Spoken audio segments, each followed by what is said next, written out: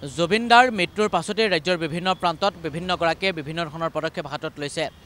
কোনো লোকে যদি গছপুলি ৰোপণ কৰিছে, কোনো লোকে পদযাত্ৰা কৰিছে জুবিনদাৰ ন্যায়ৰ দাবীত। জুবিনদাৰ মৃত্যুৰ পাছতেই গোটেই বিষয়টো CIDয়ে তদন্ত অব্যাহত ৰাখিছে। এখন SIT কমিটিয়ে বিভিন্নগৰাকীক সোধা পোছা অব্যাহত ৰাখিছে। তাৰ মাজতেই আজিৰ দিনটোত গুৱাহাটীৰ ৰাজপথত আমি লগ পাইছোঁ এগৰাকী বিশেষ ব্যক্তি।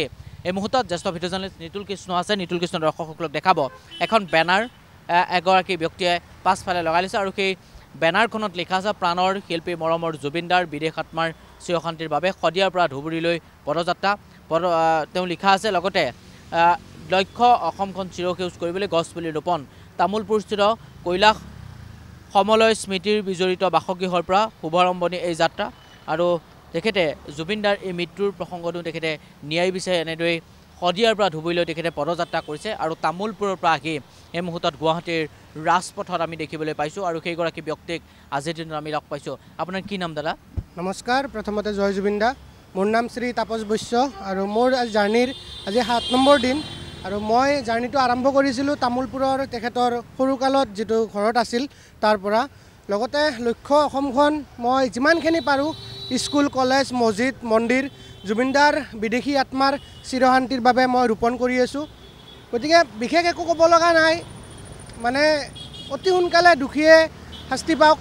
জুবিনদাই মানে যিহেতু কৈছিলে, মানে কি ক'ম আৰু, মানে এইখিনি ক'ব লগা মোৰ বিশেষ একো নাই। বাছ তেখেতৰ আত্মাই চিৰশান্তি লাভ কৰক, মই সেইটোৱে ভগৱানৰ ওচৰত প্ৰাৰ্থনা কৰোঁ। জুবিনদাক জীৱিত কালত লগ পাইছিলে আপোনালোকে? বহুত হেঁপাহ আছিলে, কিন্তু মই তেখেতৰ ফাংচন বহুতবাৰ চাইছোঁ, কিন্তু ডাইৰেক্ট ফেচ টু ফেচ এনেকৈ মই পোৱা নাই। বেলতলা ফাংচন হয়, মই তেতিয়া গণেশগুৰিত থাকোঁ, খোজকাঢ়ি গৈ তেখেতৰ ফাংচন চাওঁ মই।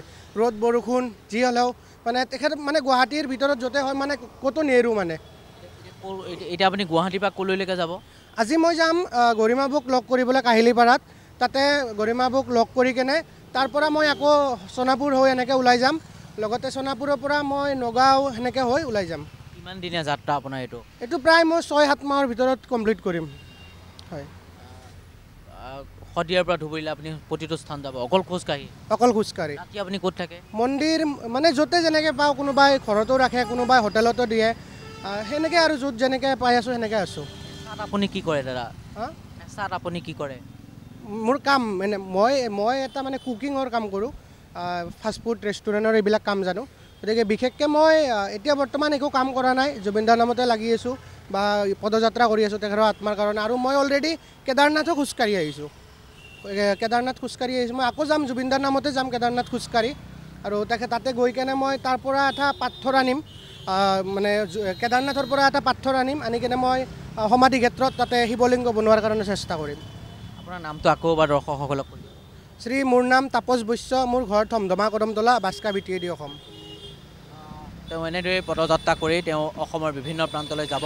আজিৰ দিনটোত তেওঁ গৰিমা শইকীয়াকাৰ অৰ্থাৎ জুবিনদাৰ পত্নীক তেখেতে লগ কৰিব আৰু আমি দেখিবলৈ পাইছোঁ তেখেতৰ অসমীয়া স্বাভিমান যিখন গামোচা, সেই গামোচা লৈছে আৰু এনেদৰেই পাছফালে জুবিন গাৰ্গৰ ফটো সম্বলিত এখন বেনাৰ লৈ এনেদৰেই তেওঁ বিভিন্ন প্ৰান্তলৈ গৈছে আৰু যোনেই যি পাৰে সকলোৱে তেখেতক সহায় কৰিছে আৰু পদযাত্ৰা লগতে অসমখনক চিৰসেউজ কৰিবলৈ গছপুলি ৰোপণ কৰিছে।